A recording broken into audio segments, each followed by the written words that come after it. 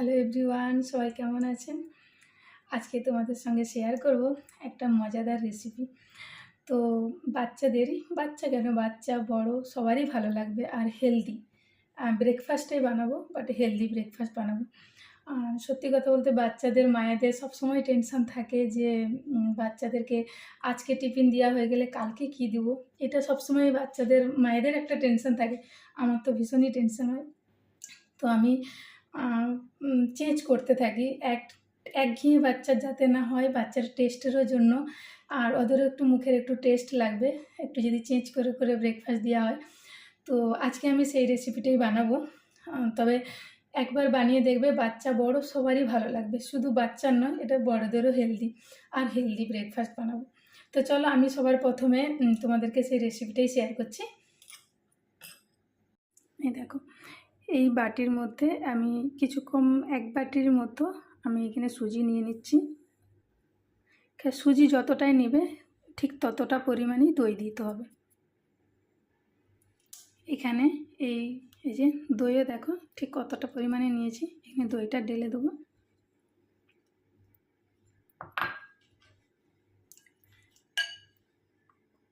আর এখানে একটু জল ইউজ করব।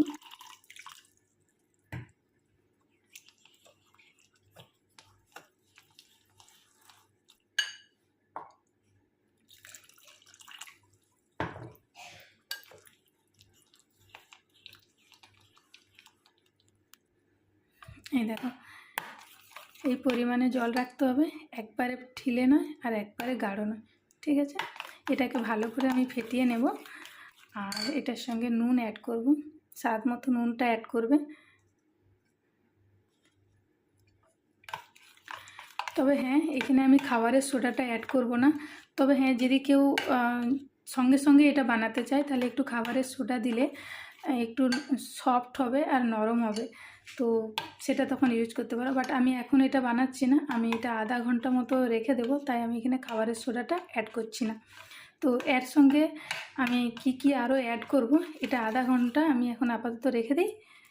আধা ঘন্টা রেখে দেওয়ার পরে তারপরে আমি এর সঙ্গে অনেক কিছুই অ্যাড করব, তো তোমরা দেখতে থাকো। আর এত ইজি আর এত সহজভাবে বানানো হয়, মানে কোনো খাটনি নেই, সবথেকে কম খাটনিতে। তবে হ্যাঁ, বানানোতে একটু টাইম লাগে, কারণ এটা একটু লো ফ্লেমে বানাতে হয়, সেই জন্য। নাহলে কিন্তু এর থেকে বানানোর কোনো ঝামেলাই নেই, সবথেকে ইজিভাবে বানানো হয়। তো চলো, আমি এটা এখন আধা ঘন্টা মতো ঢাকা দিয়ে রেখে দিই, আর আমরা রাত্রের খাবারটা খেয়ে নিই।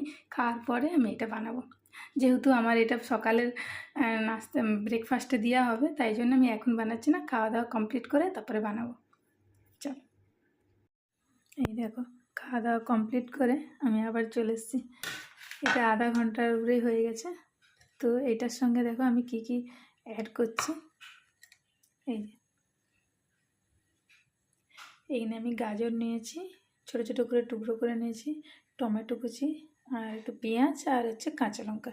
তো আমি এখন এগুলো সব একসঙ্গে মিক্সড করে দেবো।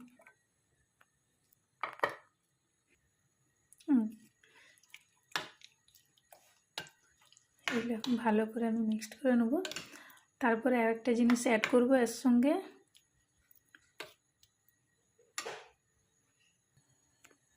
এই দেখো কড়াই নিয়েছি, কড়াইয়ের মধ্যে আমি একটু তেল অ্যাড করে নেব। তেলটা গরম হয়ে গেলে আমি একটু সর্ষে ফোড়ন দেবো এখানে।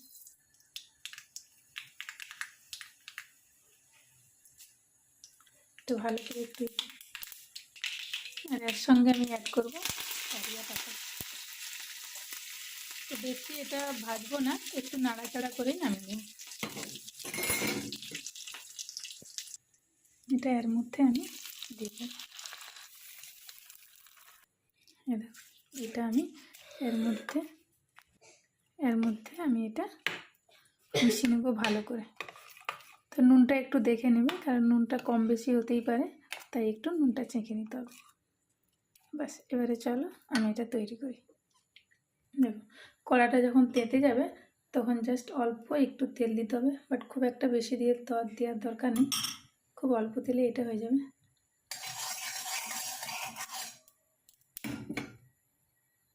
এরপরে আমি বাটারটা দিয়ে দেবো। এরপরে আমি এই দেখো এক হাতা করে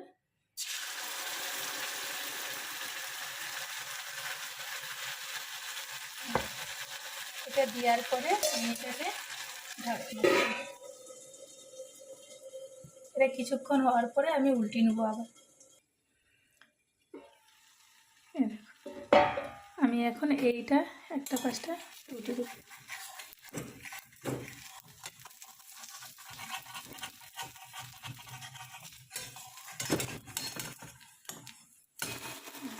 সুন্দর হয়ে গেছে।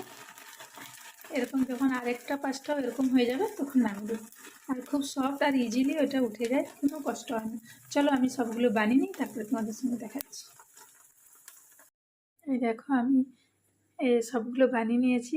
এই যে দেখো এরকম কালারটা আসবে, পিছনের দিকের কালারটা এরকম আসবে, আর এত সুন্দর সফট হয়েছে।